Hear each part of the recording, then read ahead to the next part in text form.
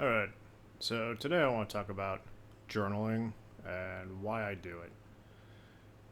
So when I first heard about journaling, you think you're writing a book basically. I'm going to write down the story of my life. That's what a lot of these journaling YouTube channels seem to be about is we're writing down the story of my life. Like we're trying to get to some kind of finished product, some full journal. I think I've even seen thumbnails for videos on, you know, what to do when you fill up your journal, archiving your journal. I don't think that's I don't think that's the actual end goal.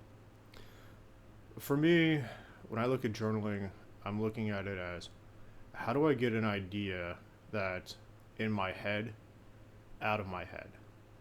And I don't know if this happens to you, but this happens to me a lot where I'll get some kind of idea and it'll start to roll around in my head and I'll just be walking down the street and I'll start thinking about this idea and it'll go away. And then a couple hours later, it'll come back. And it's like it occupies my headspace. Like I have, we'll say, I can juggle three ideas, right? And I'll think them through. I'll get it. I'll get into all the little details about each one of these ideas, but they just won't go away. And they clutter up my mental space. So when I look at journaling, I look at it as a way to clear out all of my mental clutter. Get all these ideas that keep rolling around, rattling around in my head, out of my head. And then once they're on a piece of paper, I can see if they have any form to them. A lot of things that end up in my head, once I get them out, they just dissolve. They're like I don't know, like cotton candy. It's a lot of volume, no substance. And I have to get those things out of my mind. Otherwise, it can't work on any other problem. I can't move forward or progress anywhere else. And I think that's the real benefit of journaling.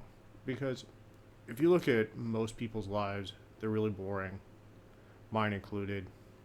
And if you look at journals of famous people in history, like nobody actually reads them, right? You read excerpts from those journals because most of the days nothing happens.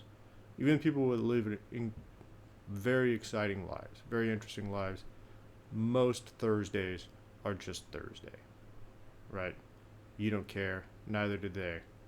And that journal entry for that day was two paragraphs, right? So when I'm journaling, I'm not looking at it as a write down a story of my life, but to get ideas out. And ultimately, those ideas, we'll say 1 in 100 might actually be good. It might actually lead to something interesting that I can post on YouTube, that I can invest in my real life and actually make something of, right?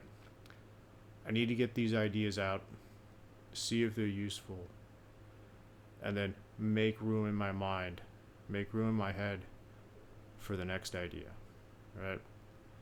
I think that's the real point of journaling. I think that's the real reason that's the only reason I can ever think I would ever journal and why I'm going to continue doing so. And go on to another point. I remember seeing when I was looking into this a number of blog entries, articles, and YouTube videos. Should I journal on paper or should I journal digitally? And I think the answer is both. I think the answer is both. Because again, like, what is the point of doing this other than to get ideas out of your head and into some other medium so you can flesh them out or just make room for more ideas in your head?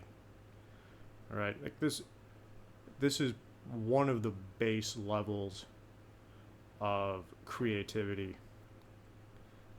and you need to do it in either form to produce raw ideas, right? Like this is the first stage of idea refinement. So if you are looking at this, I don't know why you would, but if you're looking at this video as should I journal and in what way, the answer is both. In fact, the answer to most questions in life are both. So that is all.